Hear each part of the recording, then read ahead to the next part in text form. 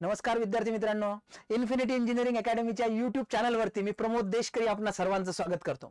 विद्यार्थी मित्रांनो, महापारेषण म्हणजेच महाट्रान्सको याच्यामधली मेगा भरतीची ॲडव्हर्टाइजमेंट आज आलेली आहे. या ॲडव्हर्टाइजमेंट मध्ये जे गट ड आहे किंवा ज्याला आपण ग्रुप डी म्हणतो, याच्यामधल्या 1903 जागा या असिस्टंट टेक्निशियनच्या 1903 म्हणजे 1903 जागा ह्या त्याच्यामध्ये ॲडव्हर्टाइजमेंट मध्ये आलेल्या आहे. म्हणताना त्यांनी त्याच्यामध्ये जरी कंत्राटी किंवा कॉन्ट्रॅक्ट बेसिसवरती म्हटलेलं असेल 3 वर्षासाठी, तरी त्याच्यामधले नियम बाकीचे तुम्हाला माहिती आहे. विद्यार्थी मित्रांनो, या सेशन मध्ये आपण या ॲडव्हर्टाइजमेंट मधले सगळे डिटेल्स बघणार आहोत.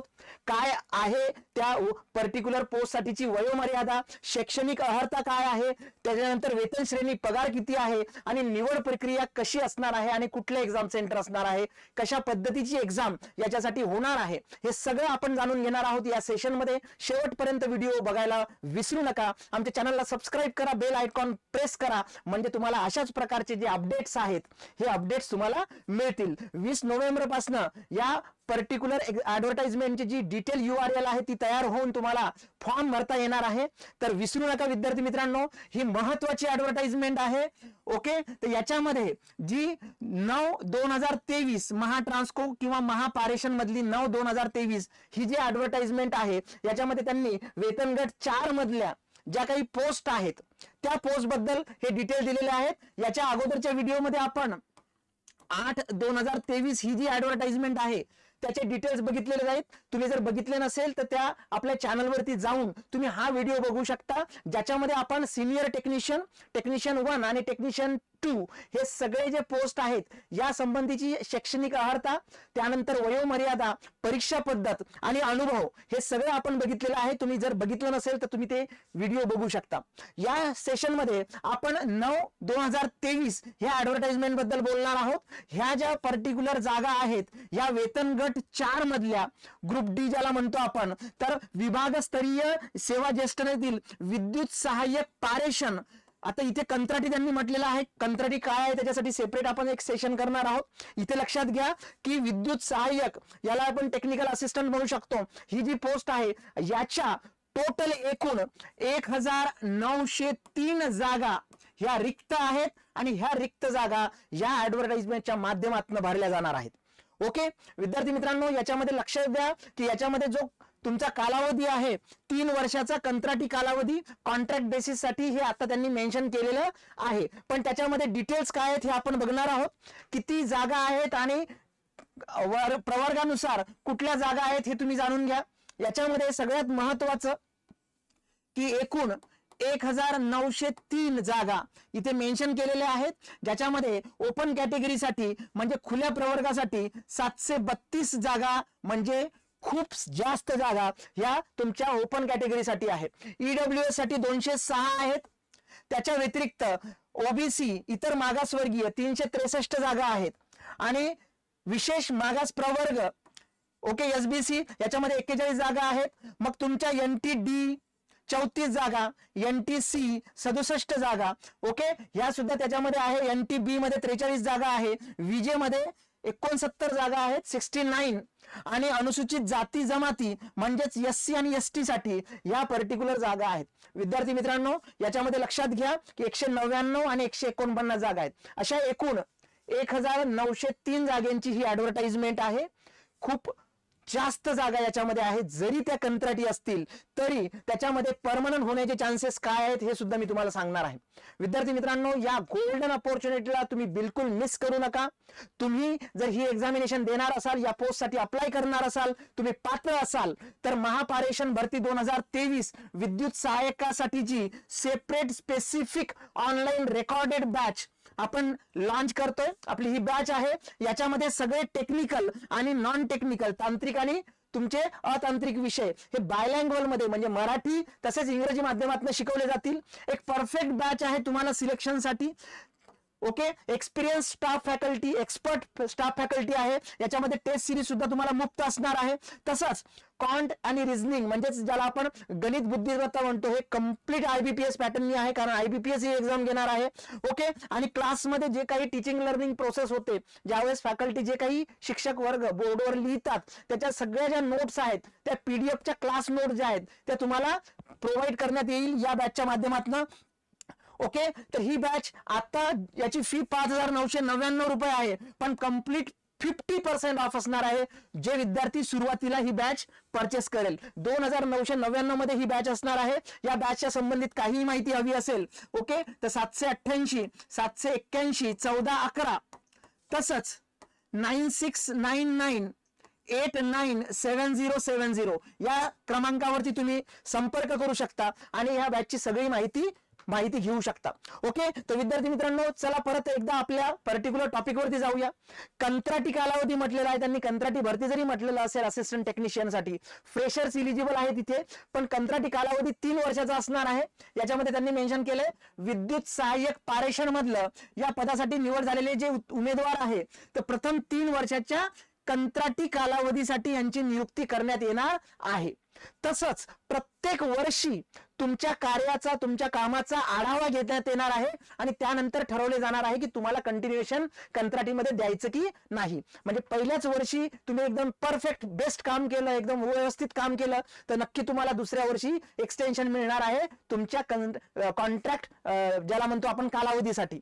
येते लक्षात? दुसऱ्या वर्षी, परत तिसऱ्या वर्षी. आणि त्यांनी हे सुद्धा मेन्शन केलेलं आहे की समाधानकारक असल्यास कंत्राटी कालावधी चालू ठेवण्यात येईल. डेफिनेटली तुम्ही जर काम व्यवस्थित केलं तर याच्यामध्ये कुठलीही अडचण येणार नाही. तसंच त्याच्यामध्ये काय म्हटलेलं आहे, महत्वाचं हे वाक्य बघा, विद्युत सहाय्यक पारेषण या पदाचा 3 वर्षाचा कंत्राटी कालावधी समाधानकारकरित्या पूर्ण केल्यानंतर रिक्त पदे, अनुशेष आणि कंपनीची गरज विचारात घेऊन कंपनीच्या नियमाच्या अधीन राहून सहाय्यक तंत्रज्ञ सामान्य, असिस्टंट टेक्निशियन जनरल या नियमित पदावर सामावून घेण्याबाबतचा निर्णय कंपनी प्रशासन देऊ शकते. म्हणजे विद्यार्थी मित्रांनो, तुम्ही जर 3 वर्ष व्यवस्थित मन लावून काम केलं तर त्या वेळेला ज्या काही रिक्वायरमेंट्स असतील, जे काही पद असतील, तर तिथे तुम्हाला नक्कीच ते प्राधान्य देण्यात येईल आणि तुम्हाला नियमित म्हणजे रेग्युलर करून घेण्यात येईल. म्हणजे कॉन्ट्रॅक्ट बेसिस जे आहे 3 वर्षाचा कालावधी, तर हे जर व्यवस्थित केलं तुम्ही तर त्याला रेग्युलरचे मॅक्सिमम चान्सेस आहेत रेग्युलर होण्याचे. येते लक्षात विद्यार्थी मित्रांनो? आता इथे हे जे 3 वर्षाचा कालावधी आहे, इथे सुद्धा तुम्हाला अमाऊंट एक स्पेसिफिक सॅलरी मिळणार आहे. तर पहिल्या वर्षी तुम्हाला एकूण मानधन जे आहे 15,000 मिळणार आहे, 15,000 रुपये. येते लक्षात? दुसऱ्या वर्षीचा जे कार्यकाळ असेल तुमचा 16,000 रुपये मिळणार आहेत आणि तिसऱ्या वर्षी 17,000 रुपये हे मानधन तुम्हाला तिथे मिळणार आहे कॉन्ट्रॅक्ट बेसिस वरती.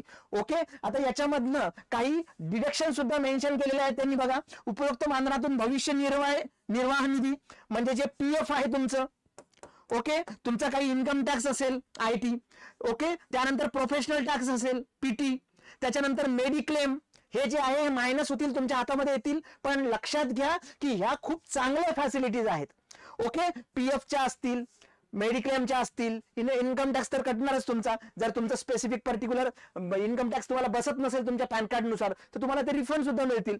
ओके, तर लक्षात घ्या विद्यार्थी मित्रांनो, पहिल्या वर्षी 15,000, दुसऱ्या वर्षी 16,000, तिसऱ्या वर्षी 17,000 हे तुम्हाला मानधन मिळणार आहे त्या कॉन्ट्रॅक्ट बेसिसच्या पिरियड मध्ये सुद्धा. येते लक्षात? आता या पदासाठी क्वालिफिकेशन बघूया. शैक्षणिक क्वालिफिकेशन, शैक्षणिक अर्थ ज्याला म्हणतो आपण, कुठलाही अनुभव या पदासाठी लागणार नाहीये. त्याच्यामुळे बेसिक क्वालिफिकेशन जरी तुमच्याकडे असेल तरी तुम्ही त्याच्यामध्ये एक्झाम देऊ शकता. आता याच्यामध्ये एज्युकेशनल क्रायटेरिया जो आहे तो फॉर्म भरण्याचा शेवटची जी तारीख आहे ती आहे तुमची 10 डिसेंबर. तर 10 डिसेंबर पर्यंत तुमची ही जी पर्टिक्युलर जे काही रिक्वायरमेंट आहे एज्युकेशनल ही कंप्लीट झाली पाहिजे. तोपर्यंत तुम्हाला स्पेसिफिक सूट आहे. ओके, त्याच्यानंतर जर तुम्हाला एखादं सर्टिफिकेट मिळत असेल किंवा तुमचा कोर्स कंप्लीट होत असेल तर तुम्ही इलिजिबल नाही आहात. तर याच्यामध्ये 3 भाग केलेले आहेत त्यांनी, हा 1, 2 आणि तिसरा भाग. तर काय शैक्षणिक अर्थ लागते बघा, या तीनही याला ऑर त्यांनी केलंय किंवा म्हटलंय ऑर. म्हणजे हे किंवा हे असलं पाहिजे तर तुम्ही पात्र आहात. मग पहिला पार्ट काय आहे की शिकाऊ उमेदवारी कायदा 1961 अंतर्गत राष्ट्रीय व्यवसाय प्रशिक्षण परिषद एनसीटीव्हीटी ज्याला म्हणतो आपण, national council of vocational training, okay, नवी दिल्ली यांनी प्रदान केलेले वीज तंत्री. ओके, आता हे वीज तंत्री आहे, इलेक्ट्रिशियन आहे, इथे तार तंत्री त्यांनी म्हटलेलं नाही, वायरमन इथे चालणार नाही, इथे इलेक्ट्रिशियनच फक्त लागेल या व्यवसायातील राष्ट्रीय शिकाऊ उमेदवारी प्रमाणपत्र धारक. येते लक्षात. एनसीटीव्हीटी या पर्टिक्युलर दिल्लीच्या ऑर्गनायझेशनचं तुमच्याकडे जे वीज तंत्री हा कोर्स आहे त्याचं तुम्हाला शिकाऊ प्रमाणपत्र हे लागणार आहे. जर हे असेल तर तुम्ही पात्र आहात. आता समजा तुमच्याकडे हे नाही आहेत, पहिल्या याच्यामध्ये तुम्ही बसत नाहीत याच्यामध्ये, तर काय असलं तर चालतं बघा. औद्योगिक प्रशिक्षण संस्था, इंडस्ट्रियल ट्रेनिंग इन्स्टिट्यूट, ITI ज्याला म्हणतो, याच्यामधला जो वीज तंत्री म्हणजे परत तेच आलं इलेक्ट्रिशियन. ओके, वीजतंत्री व्यवसायातील पाठ्यक्रम पूर्ण केल्यानंतर राष्ट्रीय व्यवसाय प्रशिक्षण परिषद म्हणजे एनसीटीव्हीटी नवी दिल्ली यांनी प्रदान केलेले वीजतंत्री या व्यवसायातील राष्ट्रीय व्यवसाय प्रमाणपत्र धारक. ITI झालेला आहे तुमचा कशामध्ये, इलेक्ट्रिशियन मध्ये, वीजतंत्रीमध्ये, आणि तुमच्याकडे एनसीटीव्हीटी नवी दिल्लीने प्रदान केलेलं जे वीजतंत्री व्यवसाय प्रमाणपत्र आहे ते जर असेल तरी तुम्ही त्याला पात्र आहात. म्हणजे एक तर तुमच्याकडे एनसीटीव्हीटीचं शिकाऊ उमेदवारी प्रमाणपत्र लागणार वीजतंत्रीचं, किंवा तुम्ही ITI केलेला असणार आणि त्याच्यानंतर तुम्हाला वीजतंत्रीचं प्रमाणपत्र एनसीटीव्हीटी कडनं असलं पाहिजे. आता हेही जर नसेल तर त्यांनी बाकीचे काही पर्टिक्युलर पार्ट दिलेले आहेत. Candidate who has completed a course of 2 years, 2 वर्ष ड्युरेशनचा, 2 वर्ष कालावधीचा centre of excellence electrical sector awarded by the NCTVT New Delhi या खालच्या प्रमाणपत्राप्रमाणे जर असेल तरी तुम्ही त्या पोस्टसाठी इलिजिबल आहात, पात्र आहात. येते लक्षात. मग याच्यामध्ये काय म्हटलेलं आहे, बेसिक कोर्स 1 वर्षाचा जर केलेला असेल, board based basic training course in electrical sector BBBT म्हणतो त्याला आपण, किंवा 6 महिन्याचा जो training in advance modules for next 6 months in following modules after BBBT, म्हणजे हे झाल्यानंतर operation and maintenance of equipments use in high tension, low tension, substation and cable jointing, आणि अप्रेंटिस 6 महिन्याची 6 month apprenticeship in trade of mechanic, HTLT equipments and cable jointing under Apprentice Act 1961 awarded by NCTVT. येते लक्षात. मग ह्या ज्या आहेत ह्या सगळ्या candidate should have completed and cleared each above courses training apprenticeship for which he should possess marks sheets and training passing certificate awarded by NCTVT new Delhi. या सगळ्यांचे डिटेल्स तुमच्याकडे असले पाहिजेत. येते लक्षात. म्हणजे तुमच्याकडे एनसीटीव्हीटीचा शिकाऊ उमेदवारी प्रमाणपत्र असलं पाहिजे वीजतंत्रीचं, किंवा ITI आणि व्यवसाय प्रमाणपत्र असलं पाहिजे तुमचं वीजतंत्रीचं, किंवा या पर्टिक्युलर कॅटेगरी मधले जे काही दिलेलं आहे ते तुम्ही फुलफिल केलेलं असलं पाहिजे. ओके, खूप महत्वाचं आहे. शैक्षणिक पात्रता आहे, एज्युकेशनल क्रायटेरिया आहे, इथे अनुभव कुठलाही लागत नाही. आता ज्या विद्यार्थ्याकडे हे आहे आणि 2 वर्षाचा अनुभव आहे, तेही महापारेषण मधलाच आणि ऑथेंटिक ज्याला म्हणतो आपण, तो जर असेल तर तुम्ही टेक्निशियन 2 ला पात्र आहात. येते लक्षात. जर तुमच्याकडे 4 वर्षाचा हे आणि 4 वर्षाचा अनुभव आहे महापारेषण मधला, तुम्ही टेक्निशियन 1 ला पात्र आहात. आणि हे आणि जर तुमच्याकडे 6 वर्षाचा अनुभव असेल तर तुम्ही सिनियर टेक्निशियन साठी पात्र आहात. म्हणजे जो विद्यार्थी सिनियर टेक्निशियन साठी पात्र आहात ते सगळे खालच्या पोस्ट साठी सुद्धा पात्र आहेत. ओके, एज क्रायटेरिया बघा, वयोमर्यादा मिनिमम 18 वर्ष, आणि ओपन कॅटेगरी असेल तर 38 वर्ष. जर कॅटेगरीमध्ये स्पेसिफिक पर्टिक्युलर जर असेल कॅटेगरी तर त्याच्यामध्ये तुम्हाला रिलॅक्सेशन मिळतं. ओके, 5 वर्षाचं रिलॅक्सेशन मिळतं. मग त्याच्यामध्ये EWS इकॉनॉमिकली विकर सेक्शन असेल किंवा मागासवर्गीय असेल, कॅटेगराईज असेल, OBC असेल, SC ST जे काही असेल तर 5 वर्षाचं रिलॅक्सेशन, 38 आणि 5 43 वर्ष. जर माजी सैनिक असेल तर 3 वर्ष रिलॅक्सेशन. प्रावीण्यप्राप्त खेळाडू स्पोर्ट पर्सन असेल तर 43 वर्ष. फिजिकली हँडिकॅप दिव्यांग असेल तर 45 वर्ष. प्रोजेक्ट अफेक्टेड प्रकल्पग्रस्त असेल तर 45 वर्ष. भूकंपग्रस्त अर्थक्वेक अफेक्टेड असेल तर 45 वर्ष. ओके, तर हे सगळे जे आहेत हे सगळे एज क्रायटेरिया आहेत. मिनिमम 18 वर्ष सगळीकडे कंपल्सरी. मॅक्सिमम 38 हे ओपन साठी आणि कॅटेगरीसाठी 43 वर्ष आणि काही कॅटेगरीसाठी मग ते 45 वगैरे त्यांनी मेन्शन केलेलं आहे. ओके, हे कधीपर्यंतच असणार, तुमची फॉर्म भरण्याची शेवटची तारीख जी आहे म्हणजे 10 डिसेंबर जे काही असेल तर त्या तारखेपर्यंत हे असणार आहे. ओके, आता निवड पद्धती एक्झाम पॅटर्न काय असणार आहे. महाट्रान्सकोच्या सगळ्याच पोस्ट साठी सेम पॅटर्न आहे. लक्षात घ्या विद्यार्थी मित्रांनो, 130 प्रश्नांची प्रश्नपत्रिका असणार आहे. याच्यापैकी जे 50 प्रश्न आहे हे तांत्रिक बाबीवरती आधार असणार आहे. तांत्रिक, आता याच्यामध्ये त्यांनी म्हटलेलं आहे, स्पेसिफिक मेन्शन केलेलं आहे की वीज तंत्री या तुमच्या प्रोफेशन मधलं, या व्यवसायातलं विषयाचं ज्ञान तुम्हाला आवश्यक आहे, म्हणजे प्रोफेशनल प्रॅक्टिस. तर हे जे तांत्रिक आहे 50 प्रश्न आणि जे नॉन टेक्निकल आहे ते आहे तुमचे 80 प्रश्न. या 80 प्रश्न जे आहेत हे अतांत्रिक आहे. ओके, अतांत्रिक आहे. अतांत्रिक मध्ये त्यांनी या प्रश्नांना परत 3 विभागामध्ये डिवाइड केलंय. एक आहे तुमचं मराठी. ओके, दुसरं जे आहे ते संख्यात्मक अभियोग्यता, ज्याला क्वांट ऍप्टिट्यूड म्हणतात, आणि तिसरं आहे तुमचं तर्कशक्ती म्हणजे रिझनिंग. रिझनिंगला 40 प्रश्न, क्वांटला 20 प्रश्न आणि स्पेसिफिकली मराठीला सुद्धा 20 प्रश्न. आता याच्यामध्ये लक्षात घ्या की क्वेश्चनचं जे वेटेज आहे ते जास्त तुमच्या टेक्निकलला दिलेलं आहे. इथे प्रत्येक प्रश्नाला 2.2 मार्क, म्हणजे तांत्रिकच्या 50 प्रश्नाला 110 मार्क आहेत आणि इथे मात्र हाफच मार्क आहे तुम्हाला, अर्धा मार्क. म्हणजे मराठीला 20 प्रश्नांना 10 मार्क, क्वांटला 20 प्रश्नांना 10 मार्क, रिझनिंगला तर्कशक्तीला 40 प्रश्नांना 20 मार्क, असे हे मिळून तुमचे 40 मार्क होत आहेत. तर हे 40 आणि हा 110 असे 130 प्रश्नांना तुमचे 150 मार्क आहेत. लक्षात घ्या, सीबीटी असणार आहे, कॉम्प्युटर बेस टेस्ट. 2 तासामध्ये हा पंचरंगी कार्यक्रम तुम्हाला करायचा आहे, पेपर सॉल्व्ह करायचा आहे. 2 तासामध्ये 130 प्रश्न, म्हणजे 120 मिनिटांमध्ये 130 प्रश्न येते लक्षात. हे याच्यामध्ये त्यांनी दिलेलं आहे. वीजतंत्री व्यवसायामधलाच टेक्निकलचा पार्ट येईल, त्याच्यामुळे लक्षात घ्या की खूप महत्वाचे पार्ट आहे. आता याच्यामध्ये निगेटिव्ह मार्किंग सुद्धा आहे, नकारात्मक गुण पद्धती सुद्धा आहे. ती आहे 1/4 किंवा स्पेसिफिक पर्टिक्युलर, ज्याला आपण म्हणतो 0.25%.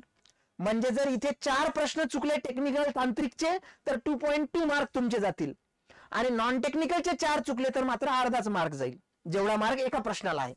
ओके, एखादा प्रश्न तुम्ही जर हात लावला नाही, सोडवला नाही, अनसॉल्व आहे तर इट्स ओके, त्याचे मार्क कट होणार नाही. पण जर चुकलं तर त्याचे निगेटिव्ह मार्क तुम्हाला भोगावे लागतील. त्याच्या व्यतिरिक्त अटेम्प्ट सुद्धा तुम्हाला प्रत्येक सेक्शन, मराठी असेल, क्वांट असेल, ऍप्टी असेल, टेक्निकल असेल, हे सगळं सॉल्व्ह करावं लागणार आहे. येते लक्षात. तर विद्यार्थी मित्रांनो, ही निवड पद्धती होती. याच्यामध्ये ऑब्जेक्टिव्ह टाइपचे क्वेश्चन्स असतील. त्याच्यानंतर सगळ्यात महत्वाचं म्हणजे परीक्षा केंद्र तुम्हाला सिलेक्ट करता येणार आहे. परीक्षा केंद्र सिलेक्ट करताना त्यांनी दिलेले आहे बघा, इथे काही केंद्र दिलेले आहेत, हे तुम्हाला फॉर्म मध्ये दिसेल. अहमदनगर, अमरावती, छत्रपती संभाजीनगर, चंद्रपूर, धुळे, जळगाव, कोल्हापूर, लातूर, मुंबई, नवी मुंबई, ठाणे, नागपूर, नांदेड, नाशिक, पुणे, सांगली, सातारा आणि सोलापूर. ओके, तर विद्यार्थी मित्रांनो लक्षात घ्या बघा, 1 2 3 4 5 6 7 8 9 10 11 12 13 14 15 16 आणि 17 18 एकूण 18 एक्झाम सेंटर दिलेत. डेफिनेटली तुमच्या स्पेसिफिक रिजन वाईज तुम्ही याच्यामध्ये सिलेक्ट करू शकता. ओके, परीक्षा शुल्क ऑनलाईन फॉर्म भरताना तुम्हाला परीक्षा शुल्क भरावे लागणार आहे. 500 रुपये ओपन कॅन्डिडेट साठी आणि 250 रुपये हे तुमचे जे कॅटेगरीचे विद्यार्थी आहेत, मग ते आर्थिक दुर्बल घटक असेल, इकॉनॉमिकली वीकर सेक्शन, मागासवर्गीय असेल, अदर बॅकवर्ड, किंवा अनाथ ऑर्फन असेल, किंवा स्पेसिफिक तुमची कुठल्या तरी कॅटेगरीमध्ये बसत असाल तर. येते लक्षात. आता ह्यामध्ये सगळ्यात महत्वाचं की नो रिफंड, कुठलाही परतावा मिळणार नाही. तुमचा फॉर्म चुकलाय, तुम्ही सिलेक्ट झाला नाहीत किंवा अजून काही प्रॉब्लेम आला तर परीक्षा शुल्क हे आपल्याला भरावं लागणार आहे आणि आपण भरतोय बऱ्याचशा दिवसापासून. वेगवेगळ्या परीक्षेला वेगवेगळं. आता प्रक्रियेचा जो कार्यक्रम आहे ते लक्षात घ्या की फॉर्म फिलिंग जे आहे, फॉर्म फिलिंग ही आता 20 तारखेपासून सुरू होणार आहे. 20 नोव्हेंबर पासून सुरू होणार आहे आणि ती कधीपर्यंत तुम्हाला फॉर्म भरता येणार आहे तर 10 डिसेंबर पर्यंत फॉर्म भरता येणार आहे. 10 डिसेंबर पर्यंत येते लक्षात. साधारणतः 20 दिवसाचा कालावधी देतात ते आपल्याला. आणि जी एक्झामिनेशन आहे ती एक्झामिनेशन लक्षात घ्या फेब्रुवारी किंवा मार्च मध्ये होण्याची त्यांनी सांगितलेले आहे. एक्झाम टेंटेटिव्ह एक्झाम डेट आहे. या एक्झाम जी आहे ती फेब्रुवारी ओके किंवा मार्च 2024 मध्ये होण्याचे मॅक्सिमम चान्सेस त्यांनी दिलेले आहेत. त्यांनी अंदाजित तारीख द्या दिलेल्या आहेत. ओके विद्यार्थी मित्रांनो, डेफिनेटली हा जो सेशन आहे तुम्हाला इन्फॉर्मेटिव्ह वाटला असेल. तुमच्या सगळ्या मित्रांना याची लिंक शेअर करा. ज्यांना गरज आहे त्या सगळ्यांना ही इन्फॉर्मेशन द्या. आमच्या चॅनलला सबस्क्राईब करा, लाईक करा.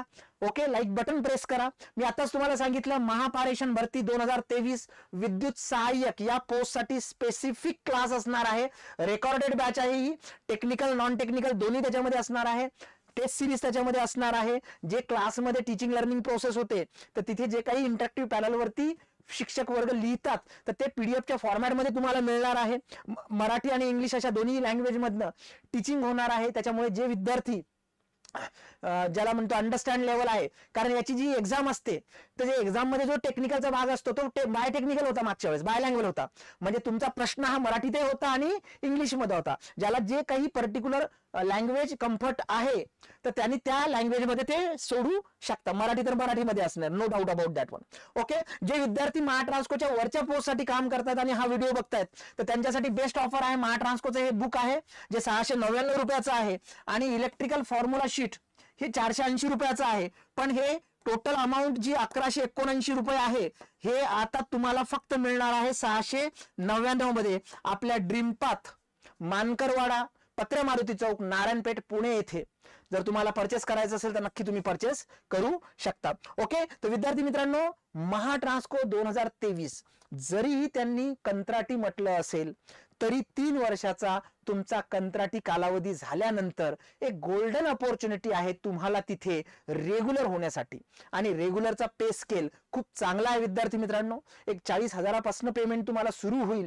त्याच्यामुळे ही एक गोल्डन अपॉर्च्युनिटी आहे. फ्रेशर्स याच्यामध्ये चालू शकतात. अनुभव कुठलाही लागत नाही. ज्यांना अनुभव आहे ते वरच्या पोस्ट फिल करू शकतात. हे एक लक्षात ठेवा. अशी गोल्डन अपॉर्च्युनिटी जवळपास 2000 जागा म्हणू शकतो आपण. तर 2000 जागा ह्या तुम्ही मिस करू नका. Thank you for joining this session. Subscribe our channel, press the bell button so you will get the update. Thank you so much.